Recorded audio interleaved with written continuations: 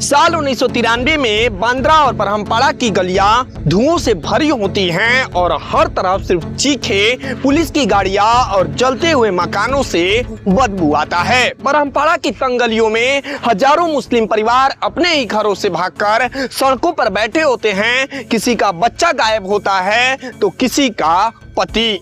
और इसी अफरा तफरी के बीच एक औरत अपने दो छोटे बच्चे को सीने से लगाए लगातार एक ही नाम पुकार रही होती है, साहब साहब। सामने भगवा कुर्ता पहने तेज चाल में चलता एक आदमी आकर उसके सामने रुकता है। उसके चारों तरफ से उस सैनिकों की भीड़ होती है। लोग रास्ता छोड़ रहे होते हैं। कोई उसे हिंदू हृदय सम्राट कह रहा होता है तो कोई टाइगर। लेकिन उसी भीड़ में एक मुस्लिम औरत उसके पैरों के पास बैठ जाती है। आंखों में डर होता है, आवाज कांप रही होती है, साहब पूरा घर जला दिया है। अब इन बच्चों को लेकर कहां जाऊंगी। चारों तरफ सन्नाटा छा जाता है क्योंकि जिस आदमी से वह मदद मांग रही होती है उसी पर पूरे देश में मुसलमानों के खिलाफ नफरत फैलाने के आरोप लग रहे होते हैं। वही आदमी बाला साहब ठाकरे। और तभी बाला साहब नीचे झुककर उस औरत को देखते हैं, फिर अपने साथ खड़े से उस सैनिकों की तरफ मुड़ते हैं और कहते हैं, इनको कोई हाथ नहीं लगाएगा, पहले इनके रहने का इंतजाम करो। भीड़ एकदम शांत हो जाती है क्योंकि उस दिन मुंबई की सड़कों पर सिर्फ दंगे नहीं चल रहे होते, राजनीति, धर्म, डर और सत्ता सब आमने सामने खड़े होते हैं। और यहीं से शुरू होती है उस अजीब रिश्ते की कहानी, जहां एक मुस्लिम परिवार अपनी जान बचाने के लिए उसी आदमी के दरवाजे पर पहुंचता है जिसे पूरा देश उनका दुश्मन मान रहा होता है। तो दोस्तों, वीडियो में आगे बढ़ने से पहले आप सभी से एक छोटा सा निवेदन है कि वीडियो पसंद आए तो वीडियो को लाइक करें और चैनल पर नए हैं तो चैनल को जरूर सब्सक्राइब करें। तो दोस्तों, चलिए बढ़ते हैं फिर से कहानी की तरफ। वही 6 दिसंबर 1992 को अयोध्या में बाबरी मस्जिद गिरा दी जाती है। टीवी चैनलों पर सिर्फ एक ही तस्वीर को बार बार दिखाई जा रही होती है, हजारों कार सेवक, धूल का गुब्बार और गिरती हुई गुंबदें। पूरे देश में तनाव का माहौल होता है। दिल्ली से लेकर मुंबई तक हर शहर बारूद के ढेर पर बैठा होता है।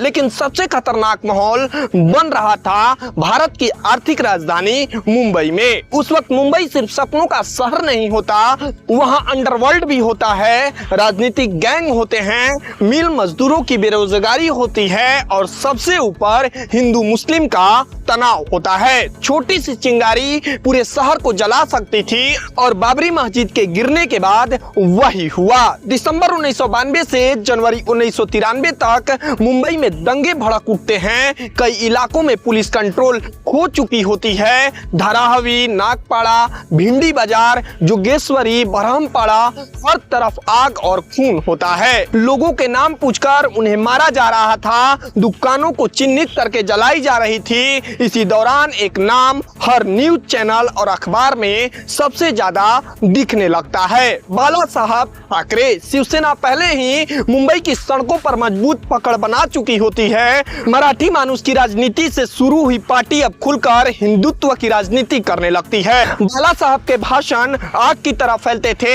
उनके शब्दों में गुस्सा होता है, व्यंग था और एक ऐसा आत्मविश्वास जो समर्थकों को दीवानगी तक ले जाता था। लेकिन दूसरी तरफ हजारों मुस्लिम परिवारों के बीच उनका नाम हर का दूसरा नाम बन चुका होता है। वहीं 1993 मातेश्वरी बांद्रा में सुबह से बाहर लंबी लाइनें लगी हुई होती हैं। कोई राशन मांगने आया होता है, कोई सुरक्षा, कोई नौकरी और उन्हीं लोगों के बीच खड़ी होती हैं अमीना। अपनी पति ताहिर और 2 बच्चों के साथ 3 घंटों से इंतजार कर रही होती है। हर बार गेट के पास खड़ा शिव सैनिक सिर्फ एक ही बात कहता, साहब बिजी हैं, लेकिन अमीना जाने को तैयार नहीं होती। उसका घर पिछली रात जला दिया गया होता है। ब्रह्मपाड़ा की जिस झोपड़ी में वो सालों से रह रही होती है, अब वहां सिर्फ राख बची होती है। पुलिस स्टेशन गई तो किसी ने रिपोर्ट तक नहीं लिखी। रिश्तेदार खुद डरे हुए होते हैं और अब आखिरी उम्मीद बची है वही आदमी जिससे पूरी जिंदगी डरना सिखाया गया होता है। कुछ देर बाद अंदर से हलचल होती है। बाला साहब ठाकरे बाहर निकलते हैं। उनके हाथ में सिगार होता है। चेहरे पर वही सख्त भाव होते हैं, लेकिन जैसे ही उनकी नजर बच्चे पर पड़ती है वो रुक जाते हैं। अमीना रोते हुए कहती है, साहब हमें बचा लीजिए। कुछ खड़े लोग असहज महसूस करने लगते हैं क्योंकि यह दृश्य उस समय की राजनीति के हिसाब से फिट नहीं बैठता था। एक मुस्लिम परिवार शिवसेना प्रमुख से मदद मांग रहा है, लेकिन बाला साहब सिर्फ एक सवाल पूछते हैं, कहाँ रहते हो? बरहमपाड़ा कुछ सेकंड की चुप्पी, फिर वो अपने आदमी को बुलाते हैं, इनको रहने की जगह दो और ध्यान रहे कोई परेशान नहीं करेगा। उस पल अमीना को समझ नहीं आता कि यह वही आदमी है जिसके खिलाफ टीवी पर हर दिन आरोप लगते हैं या कोई दूसरा इंसान। लेकिन असली खेल अब शुरू होता है 1993 में। मुंबई दंगे खत्म हो चुके होते हैं, लेकिन शहर अभी भी डर में जी रहा होता है। सैकड़ों परिवार राहत कैंपों में होता है, पुलिस जांच चल रही होती है, मीडिया लगातार सवाल उठा रही होती है कि आखिर मुंबई को जलने किसने दिया। और इसी दौरान बाला साहब ठाकरे इंटरव्यू देना शुरू करते हैं। एक इंटरव्यू में उनसे पूछा जाता है, क्या दंगों में आपका कोई हाथ था? बाला साहब मुस्कुराते हुए कहते हैं, हाथ नहीं था, पांव था। पूरा स्टूडियो शांत हो जाता है, लेकिन फिर वो आगे कहते हैं, जहां लोग पीड़ित थे वहां खुद जाकर आया हूं। जब पुलिस ऊपर से ऑर्डर का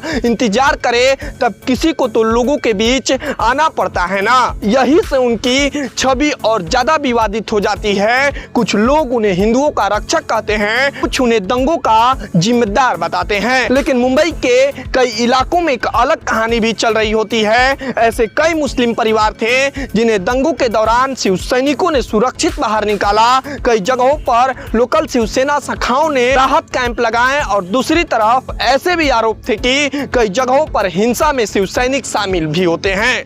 सच और प्रचार दोनों आपस में उलझ चुकी होती है। यही वजह थी कि बाला साहब ठाकरे हमेशा एक विरोधाभास बने रहे। वो खुलेआम कट्टर हिंदुत्व की बात करते थे, लेकिन निजी मुलाकातों में धर्म से ज्यादा राष्ट्र की बातें करते थे। एक बार उनसे पूछा गया, आप मुसलमानों के खिलाफ हैं? उन्होंने जवाब दिया, मेरी लड़ाई धर्म से नहीं उन लोगों से है जो धर्म के नाम पर अधर्म करते हैं। और यही लाइन उनके समर्थक सालों तक दोहराते रहते हैं। तभी साल 1999 में मुंबई भारत पाकिस्तान रिश्ते फिर तनाव में हो जाता है। करगिल युद्ध के बाद माहौल और खराब हो चुका होता है, लेकिन क्रिकेट बोर्ड चाहता है कि दोनों देशों के बीच फिर से मैच शुरू हो। इसी सिलसिले में पाकिस्तान के पूर्व क्रिकेटर जावेद मियांदाद और कुछ लोग बाला साहब ठाकरे से मिलने पहुंचते हैं। कमरे में हल्की खामोशी होती है। बाला साहब सामने बैठे होते हैं, उनकी नजरें सीधी मियांदाद पर टिकी होती हैं। कुछ सेकंड तक कोई कुछ नहीं बोलता।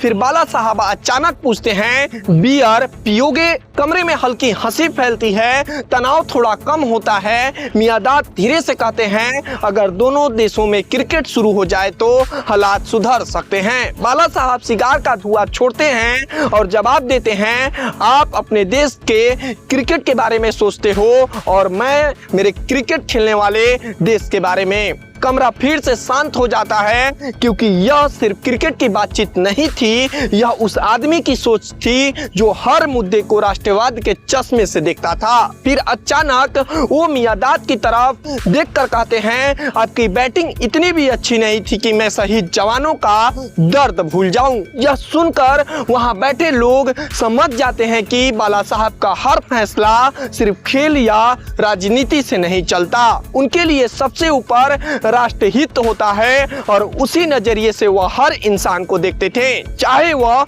हिंदू हो, मुस्लिम या पाकिस्तानी क्रिकेटर। तभी मुंबई में समय बदलता गया। बाला साहब ठाकरे पर आरोप भी लगते रहे, तारीफ भी होती रही, लेकिन एक चीज कभी नहीं बदली, उनका सीधा बोलना। वो कभी अपनी बात घुमाते नहीं थे, चाहे मीडिया नाराज हो, सरकार या पूरा सेकुलर लॉबी। लेकिन दूसरी तरफ मुंबई के कई मुस्लिम बस्तियों में आज भी ऐसे लोग मिल जाते हैं जो बताते हैं कि दंगों के दौरान उन्हें किसने बचाया होता है। किसी का कहना था कि शिव सैनिकों ने उनकी दुकान बचाई, किसी के कहना था कि लोकल शाखा प्रमुख ने रात भर पहरा दिया, तो कहीं ऐसे परिवार भी होते हैं जिनके अपने लोग उन्हें छोड़कर भाग भी गए होते हैं। लेकिन मदद बाला साहब के लोगों ने की होती है। यही वजह है कि बाला साहब ठाकरे को सिर्फ एक लाइन में समझना मुश्किल है। उनके भाषण आग उगलते थे, लेकिन निजी मुलाकातों में वे लोगों की पूरी बातों को सुनते। वे कट्टर हिंदुत्व की राजनीति करते थे, लेकिन कई मुस्लिम कलाकार, खिलाड़ी और व्यापारी उनसे निजी रिश्ते भी रखते थे। और शायद यही कारण था कि अमीना जैसी औरत, जिसने पूरी जिंदगी उनसे डरना सीखा, आखिरी उम्मीद लेकर उन्हीं के दरवाजों पर पहुंचती है। क्योंकि दंगों के समय इंसान विचारधारा नहीं देखता, सिर्फ सुरक्षा देखता है। वहीं वह दिन भी आया जब 17 नवंबर 2012 को मुंबई में बाला साहब ठाकरे का निधन हो जाता है। लेकिन उनकी अंतिम यात्रा में जो भीड़ उमड़ी, उसने पूरे देश को हैरान कर दिया। लाखों लोग सड़कों पर होते हैं, सिर्फ हिंदू नहीं, मुस्लिम भी होते हैं। कई बुजुर्ग महिलाएं रो रही होती हैं, कुछ लोग उनके पोस्टर लेकर खड़े होते हैं, कुछ लोग सिर्फ दूर से चुपचाप देख रहे होते हैं। मुंबई जैसे मानो रुक सी गई हो। आज भी बाला साहब ठाकरे का नाम लेते ही लोगों की राय दो हिस्सों में बढ़ जाती है।